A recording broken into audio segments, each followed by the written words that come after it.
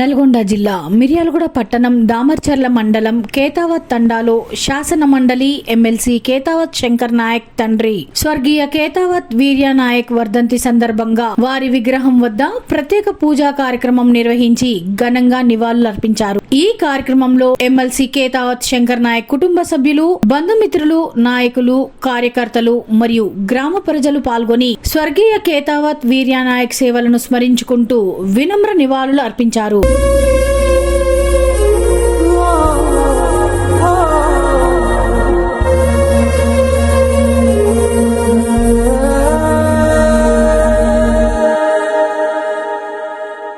పసివాడి చూస్తుందా బదులే రాని గతం, మగవాడి నిన్న మోస్తుందా ఎదుటే ఉన్న నిజం, జరిగిన